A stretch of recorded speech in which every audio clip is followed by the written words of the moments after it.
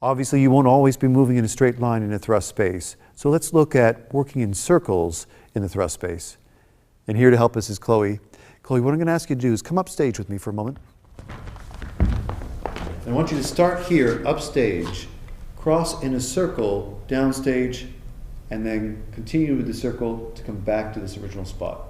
Great. Sound good? Yeah. Great.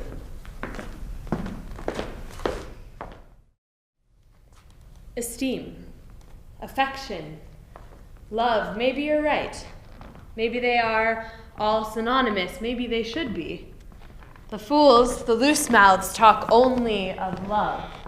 But maybe we should all settle for esteem. Just a little esteem.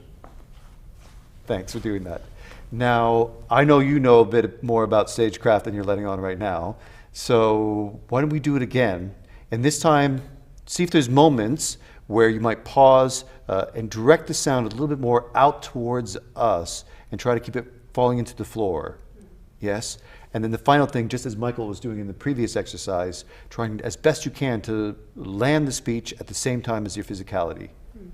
Yeah? Yeah, great. Cool. Let's have at it.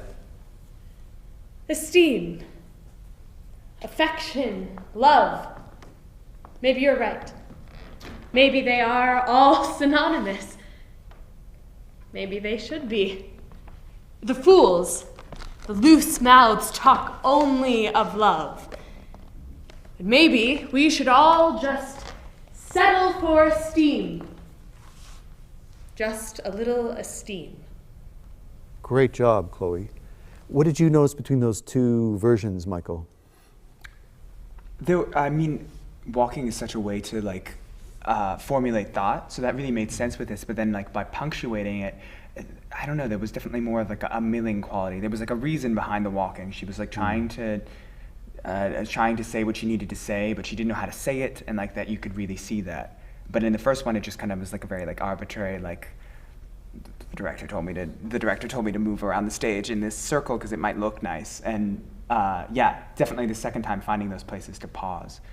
And also the way that the speech works is really interesting because it begins with esteem and then she circles back around and then ends with esteem as well, which is kind of a nice touch, which you obviously won't always have. But yeah, it's really nice in the second one. Yeah, great job of finding moments to punctuate the speech with, pausing in the body and landing the body for a moment. You did a fantastic spiral downstage left, to keep opening up to us. So you turned as you were doing the circle, which was great. That was really strong. You also lift up the face, and so we actually got to see more of your face and what's happening, which also helps you, obviously, to help fill the space if you send it up rather than sending it into the floor.